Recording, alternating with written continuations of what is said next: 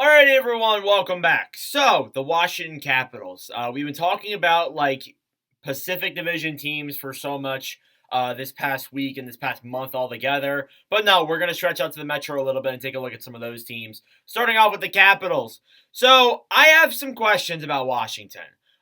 With the way that they've been playing in November, they look promising, but in the long term, is that going to sustain them for making a playoff spot this coming season? In a very competitive Metropolitan Division, very competitive Eastern Conference altogether, there are some questions that do lie there if Washington's going to be able to contend. So they went 7-4-2. They're 7-4-2 so far this season for 16 points. They're 12th in the NHL. They started off the season, like the first half of October, very, very slow. The month of November for them, though, has been very positive, and maybe that's showing their true colors, but maybe it could be because maybe they're playing easier teams, but we'll get into that.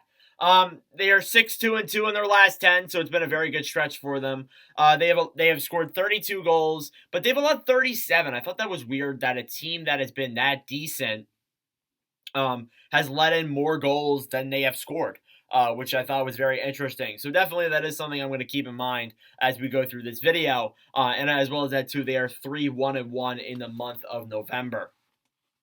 I like Washington. I like the way they've been playing in some of these games. They're playing I feel like a much more defensive type style, which is why they're winning some of these hockey games. They played the Devils, they played them very well. They played the Islanders, they played the Islanders very well, and especially 2 back-to-back games as well. So it's good to get those wins over divisional opponents. But obviously, we'll see if that will help them throughout the course of this season. Now, as I mentioned, the scoring has been relatively low. They're on the lower side of goal scoring in the entire league. It's just how it's been for them. They just can't seem to score. Their leading guys are doing solid, but they're not as great as the other players when you look at the other top teams in the league like Vegas, Boston, even like Vancouver, the Rangers, the Stars. All those players have, a guy that's at least a point per game. Washington, not so much. It feels like they've been struggling to score a lot more this season. You started with Alex Ovechkin, and Ovechkin's been, I guess, the prime factor of that. 13 games played, 4 goals, 7 assists, 11 points. It seems like Ovi's passing the puck a lot more. That seems like that's his mentality this season, which I think is kind of interesting. But hey, I'll give all the credit to him. He's playing well. He's about, I think, like 70 goals away from Gretzky. He won't hit it this year. It's been slow. It's been definitely a slow start for Ovi, a much slower start. But he will eventually get to that record. Eventually. Maybe not this season, maybe not even next season, but he hopefully will eventually in his career for sure. Next up, then, you got Evgeny Kuznetsov, 13 games played, 3 goals, 5 assists, 8 points. There's obviously a lot there with Kuznetsov. There were rumors in the offseason that there could be a possible trade. If Washington does fall out of the playoff race, I think they might consider it. But Washington is really depleted right now injury-wise. They're very weak down the middle currently. So maybe they don't want to move Kuznetsov just yet. But there might be a consideration they take in eventually. But he's been okay so far. Tom Wilson then, 13 games played, 3 goals, 5 assists, 8 points. Pretty much the same stat line there as Kuznetsov. Having an okay season for him. Just signed that recent contract. Going to need to see a little bit more offense out of him. But hey, he's playing good enough, I would say, for the Capitals right now. John Carlson's 4th in scoring with 13 games played, 1 goal, 7 assists, 8 points. So just racking up those assists on the blue line, getting those at what they needed. And then you got at 5th, their leading scorer, and it's Dylan Strome, 6 goals, and that's it through 13 games. He has no assists, just 6 goals. So he's had a knack for scoring this year. Hasn't gotten an assist yet, so we'll see when that comes. It could happen soon. We'll find out. But that's pretty much it. That's pretty much all the offense we're seeing out of this roster.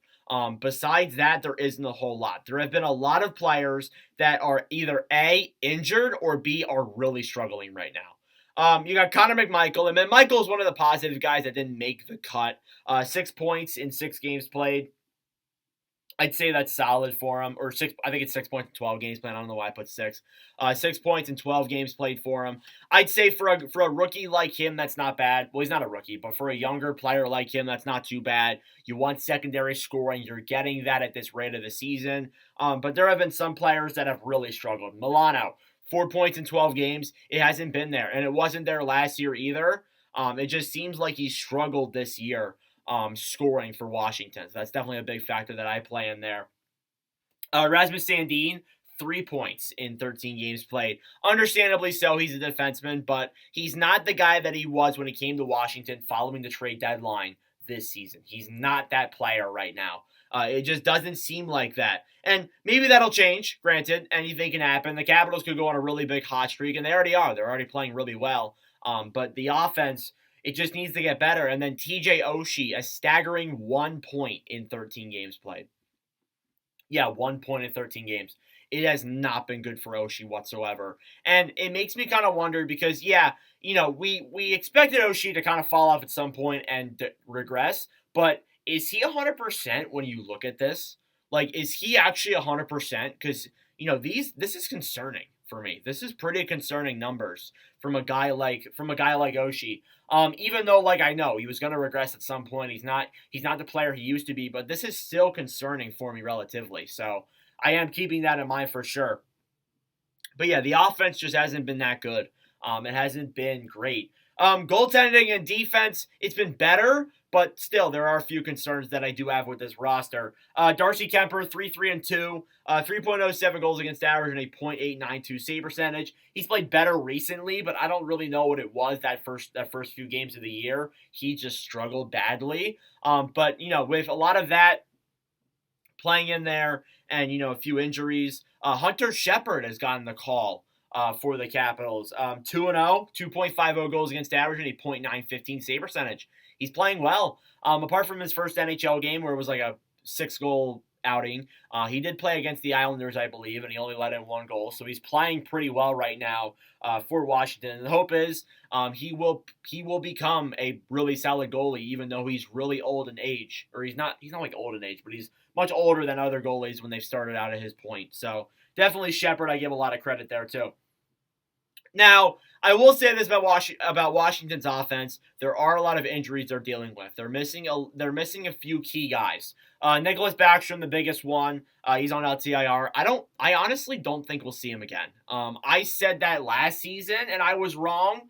And he came back for a little bit, but I think after this stint and the way he played, he didn't play that well. He looked like kind of a liability out there. I do feel like there is something going on there. Maybe his back's bugging him. I feel like there's something that's like preventing him from being a solid player, because I think he still could be a solid center, giving those pucks to Ovechkin, of course, but it just isn't there. So I think we might see the last of him. This might be the last we see of him, because I think injuries the past like 2 or 3 years have really taken a toll on Backstrom. Next up then, Max Pacioretty. Pacioretty was never even played a game. He's on LTIR as well. Edmondson also too.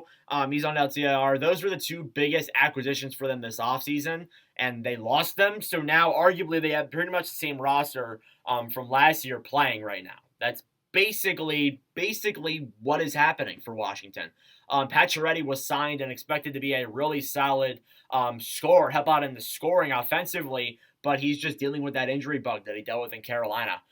So definitely, I hope he comes back at some point, because I've always liked Pacioretty, and hopefully he will return. And then Edmondson, I think, is out for a few more months. I don't know. I can't remember if he's out for the rest of the year or out for a few more months. I think he's out for a few months, but obviously we'll see if anything amounts of that.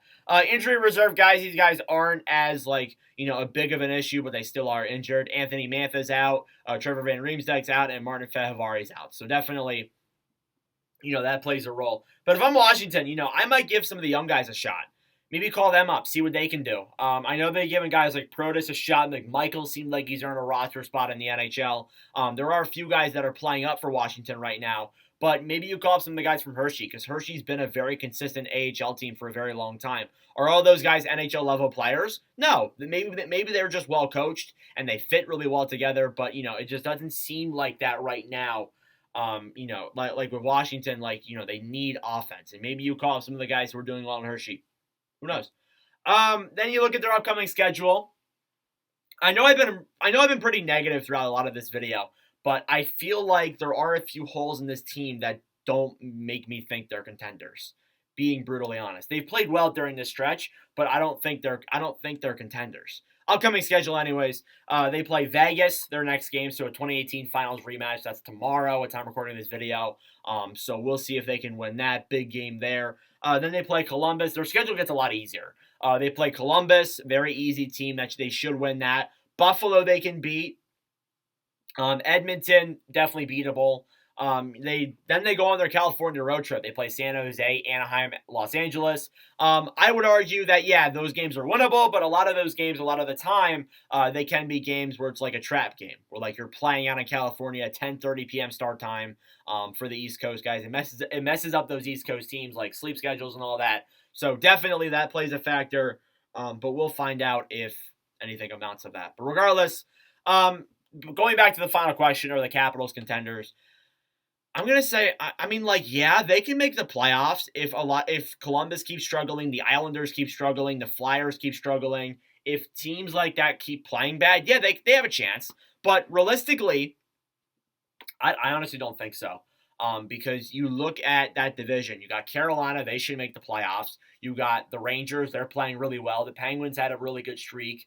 You have the Devils, who have struggled a little bit, but they're still a good team. Then you have the Islanders, who can still contend. They can still pull themselves out of this.